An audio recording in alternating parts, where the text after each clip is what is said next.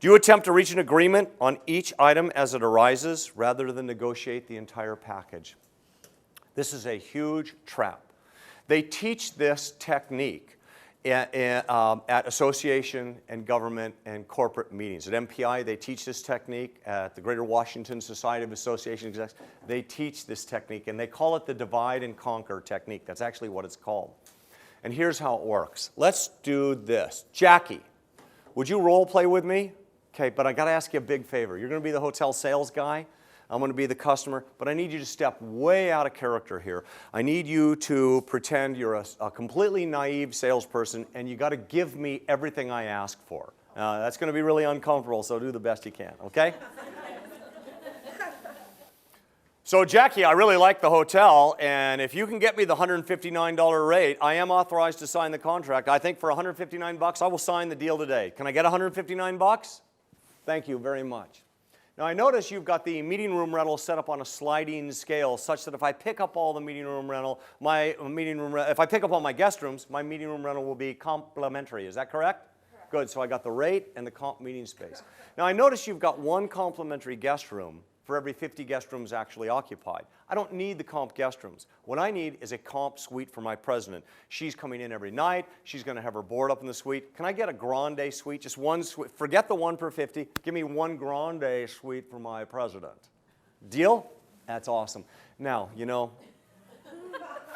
I'm going to be needing a smaller suite for myself, a junior suite, a petite suite. You know, I got to store all my materials and supplies. Can I get a junior suite for myself as well?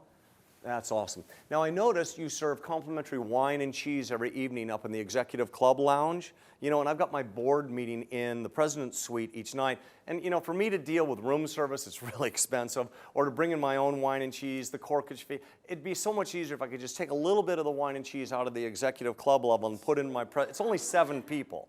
Could I take the wine and cheese out of the suite and put it in my president's suite? It's only 7 people, right? And their spouses, so it'll only be about 40 people.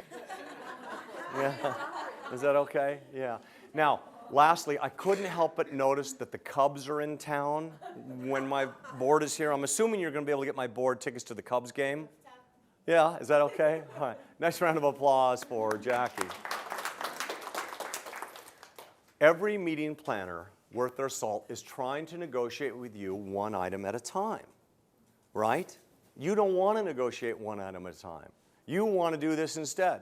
$159, I don't think that's going to be a problem. Let's put that over there. Comp meeting room rental, I don't think that's going to be a problem. Let's put that over there. Suite for your president, boom. Suite for you, boom. Wine and cheese, boom. Cubs tickets, boom. Okay, Jackie, is there anything else you need in order to sign this contract? No? Okay. Here's what we can do the deal at. You're negotiating the entire package. You're always trying to negotiate the entire package. Sometimes if you get caught into the divide and conquer, you look up and you see the meeting planner walking out of your hotel and they got the kitchen sink under your arm and go, dang, that was a good piece of business about 20 minutes ago.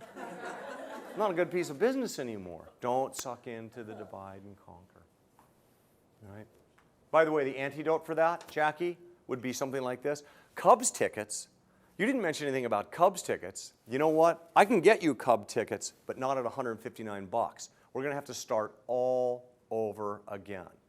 That'll stop the kill, right? And at which point the customer will say, you know, I really do need those Cubs tickets. Okay, let's start all over again. Far more likely what they're going to say is, you know, I'll get one of my suppliers to provide the Cubs tickets. I don't want to ruin the deal. They're pretty happy with the deal. And you still may have ruined a little bit of the deal, but at least you stopped the bleeding, right? You ended it.